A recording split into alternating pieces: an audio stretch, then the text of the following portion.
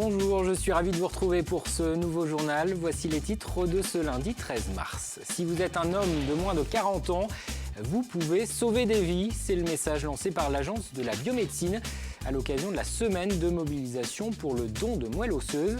Un don qui permet de soigner les malades atteints de leucémie ou ayant un système immunitaire affaibli.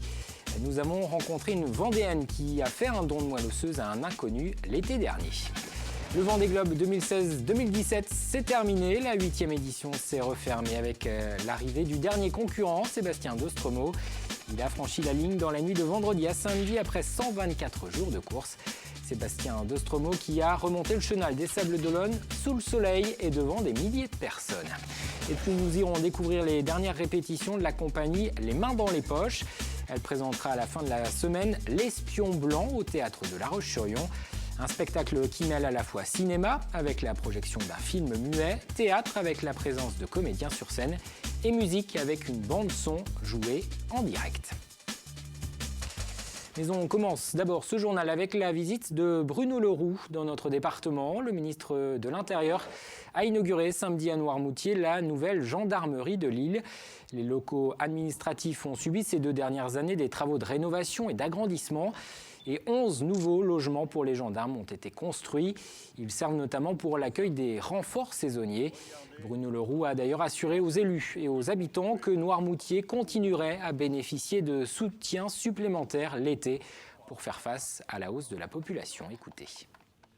Noirmoutier fait tout pour qu'on y mette plus de moyens. Le Tour de France qui va nécessiter des moyens supplémentaires, l'attractivité, le soin qui est porté au développement de cette île, un développement qui permet d'y faire venir des touristes pour ce qu'ils recherchent, c'est-à-dire la beauté des lieux, la capacité à pouvoir y être bien accueillis, mais qui nécessite aussi une responsabilité de l'État pour avoir toujours les moyens qui soient adaptés. Et c'est pour ça que j'ai souhaité rassurer Noël Fauché, le maire, sur la façon dont nous mobiliserions des moyens de renfort pour l'été afin de pouvoir répondre aux enjeux qui sont ceux de développement de l'île dans ce moment-là. Et notez qu'en marge de cette venue, plusieurs militants de la Ligue des droits de l'homme ont manifesté. Ils souhaitaient interpeller le ministre sur le sort des migrants de Calais arrivés en Vendée ces derniers mois et menacés aujourd'hui d'expulsion. Toujours au chapitre politique, l'élection présidentielle, les soutiens vendéens de Benoît Hamon en Vendée étaient réunis samedi à La Roche-sur-Yon pour lancer officiellement leur campagne. Dans les prochaines semaines, les militants socialistes et écologistes iront sur le terrain à la rencontre des Vendéens. Objectif, expliquer le programme de leurs candidats et convaincre les électeurs tentés par d'autres candidats de gauche de voter Benoît Hamon. Sans être historien, je crois qu'il y a déjà eu d'autres campagnes électorales où la gauche n'a pas eu de candidat unique. Ce n'est pas nouveau. Le Parti socialiste a un candidat. Il a été désigné par une forme de participation citoyenne. 2 millions de personnes en France qui sont venues désigner Benoît Hamon. C'est notre candidat. On fait campagne avec Benoît Hamon. Comme toutes les campagnes présidentielles, ce n'est pas facile, il faut convaincre. Et je crois que Benoît Hamon met beaucoup de cœur et on est prêt en Vendée à démultiplier son optimisme. Je vous le disais dans les titres, une semaine de mobilisation en faveur du don de moelle osseuse a débuté ce lundi. Une opération menée par l'Agence de la biomédecine. Cette année, cette campagne vise principalement les hommes car ils ne représentent à l'heure actuelle qu'un tiers seulement des inscrits sur le fichier des donneurs potentiels. Le don de moelle osseuse permet de soigner certains malades atteints de leucémie ou souffrant de déficit immunitaire. L'an passé, près de 1000 patients ont pu bénéficier d'une greffe, mais des milliers d'autres sont dans l'attente de trouver un donneur compatible. Alix Lanos. L'établissement français du sang à Nantes. Ici, on donne son sang, mais pas seulement.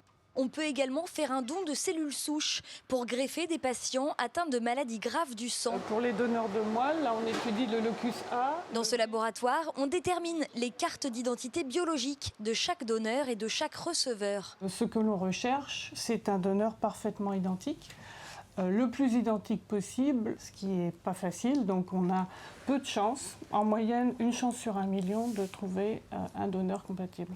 Chaque nouveau donneur est une chance supplémentaire pour un patient. Ça, c'est clair, c'est mathématique. 1650, c'est le nombre de nouveaux donneurs de moelle osseuse que l'agence de biomédecine voudrait voir recruter en 2017 dans les Pays de la Loire, et en particulier des hommes. Car si la greffe est techniquement relativement simple, elle est immunologiquement très compliquée. Et les cellules prélevées chez les donneurs masculins sont bien mieux tolérées par les patients. Les hommes n'ont pas d'anticorps anti-HLA, comme peuvent en avoir les femmes qui ont eu des grossesses. Et ces anticorps compliquent énormément la greffe d'un point de vue immunologique. Si on a le choix, le médecin greffeur va retenir un donneur plutôt homme. Or, en France, un donneur sur 3 seulement est un homme. Les autres sont des femmes comme Sarah. Après être tombée par hasard sur un flyer qui en parlait, la jeune femme de 30 ans s'inscrit sur le registre. 1 an et demi plus tard, en juin dernier, elle reçoit le coup de téléphone qui va changer sa vie. Elle est compatible avec un malade. C'est ce genre d'acte qui reste dans notre vie. Donc, oui, c'était une chance pour moi. Et je suis très heureuse de l'avoir fait. En fait, je suis hyper heureuse que ça tombe sur moi. Je sais que j'ai donné un espoir de survie à une famille, à un enfant. Donc, oui, c'est chouette, je pense tous les jours à lui. Je ressens le besoin de témoigner maintenant, d'en parler, parce que je trouve qu'il faut vraiment qu'on communique avec les gens, que les gens s'inscrivent le plus possible. 3 fois sur 4, le don se fait tout simplement par un prélèvement sanguin particulier qui dure 3 à 4 heures. Pour le quart restant, le prélèvement se fait au niveau de l'os du bassin et nécessite 48 heures d'hospitalisation. Grâce à des donneurs comme Sarah, l'an dernier au CHU de Nantes, 60 patients ont pu être greffés. Et pour en savoir plus sur le don de moelle osseuse, direction le site internet qui s'affiche en bas de votre écran, www.dondemoelleosseuse.fr. Dans le reste de l'actualité, plusieurs Vendéens reviennent médaillés des Olympiades des métiers. La compétition qui se déroulait à Bordeaux réunissait les meilleurs apprentis et jeunes professionnels de 51 métiers. En peinture et décoration, Justine Bossard, élève à la MFR de Saint-Gilles-Croix-de-Vie, a décroché l'or. Tout comme Romain Michon en maçonnerie. Les deux pourraient être sélectionnés pour participer avec l'équipe de France aux finales mondiales qui auront lieu à Abu Dhabi à l'automne prochain. 2 médailles d'argent ont également été remportées par des Vendéens en carrelage et en plâtrerie construction sèche. On ouvre une page sport à présent avec pour commencer le Vendée Globe. La 8e édition est désormais refermée. Le dernier concurrent, Sébastien Dostromo, a terminé son tour du monde dans la nuit de vendredi à samedi. Il a franchi la ligne d'arrivée à 1h40 du matin après 124 jours de course, soit 50 de plus qu'Armel Lecléache. Sébastien Dostromo a dû attendre la marée haute pour remonter samedi après-midi le chenal des Sables d'Olonne, devant des milliers de personnes venues applaudir ce dernier concurrent. Sébastien Dostromo qui a d'ailleurs été touché par cet accueil. Là, c'est pas un petit peu de monde, c'est une foule colossale. Et tous ces gens, ils sont là pour t'accueillir et pour clôturer le Vendée Globe. Mais il y en a quand même quelques-uns qui sont aussi venus pour moi. On a vu des banderoles. Et ça, déplacer des gens pour venir te voir terminer le Vendée Globe, c'est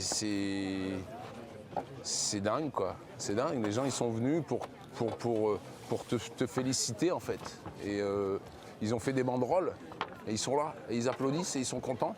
Ça veut dire qu'ils ont partagé t'as partagé avec eux un moment. À un moment ou à un autre, t'as partagé quelque chose pendant le Vendée Globe avec ces gens-là. Et l'arrivée de ce 18e et dernier concurrent signifie donc la fin de cette 8e édition du Vendée Globe. À Port-Olona, le village des arrivées avait déjà été en partie démonté. Restait le PC course et le podium des skippers. Des éléments qui ont été en partie démontés ce lundi, comme vous le voyez sur ces images de Grégoire de Châtillon. Le prochain rendez-vous désormais, c'est le 13 mai avec la cérémonie de remise des prix en présence des skippers. Elle aura lieu au centre des congrès des Atlantes. On continue à parler de sport avec les championnats de France de marche athlétique qui se déroulaient ce dimanche à La Roche-sur-Yon.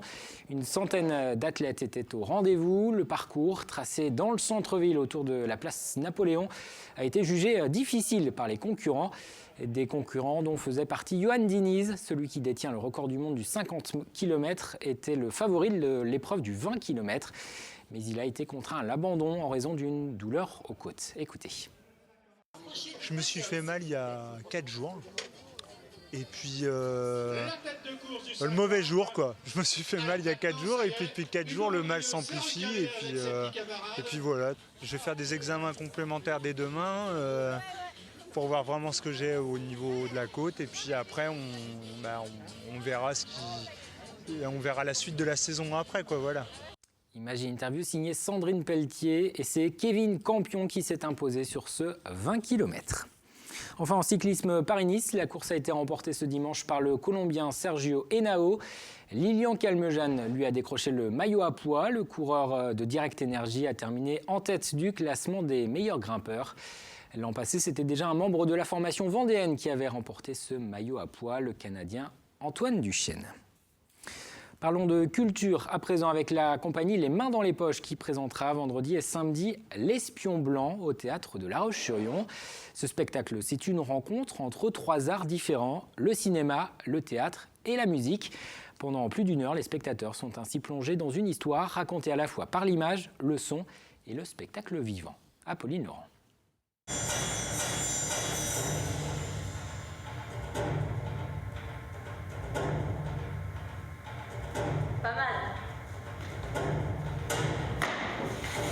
Oubliez tout ce que vous savez sur le cinéma, le théâtre ou les concerts et laissez-vous embarquer par L'Espion Blanc, un spectacle déroutant et innovant qui mélange les 3 arts et dont l'histoire est une mise en abîme.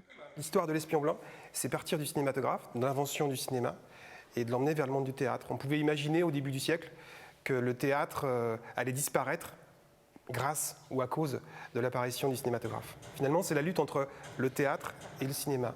Qui va gagner entre le théâtre et le cinéma? Finalement, aucun des deux. Je pense que les deux peuvent travailler ensemble. Et pour construire ce projet, la compagnie Les Mains dans les Poches, créée par Thierry Barbeau, est partie des images du film inachevé de Lucien Hennequin, un contemporain des grands réalisateurs de films muets des années 20. De nouvelles scènes ont été tournées pour terminer l'histoire et de la musique enregistrée ou jouée en direct accompagne la scénographie.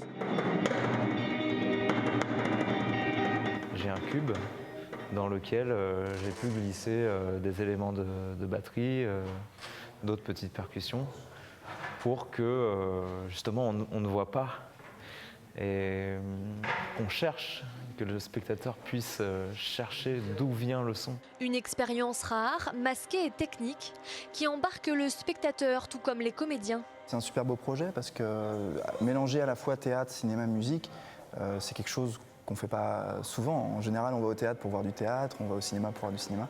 Là, l'occasion pour nous de mélanger et du coup de rassembler tous nos talents autour d'un seul et même projet, c'est vraiment quelque chose d'unique et qui est très intéressant à créer. Ouais. Pour vivre cette expérience magique d'un nouveau genre, L'Espion Blanc vous donne donc rendez-vous vendredi ou samedi prochain au théâtre de La Roche-sur-Yon.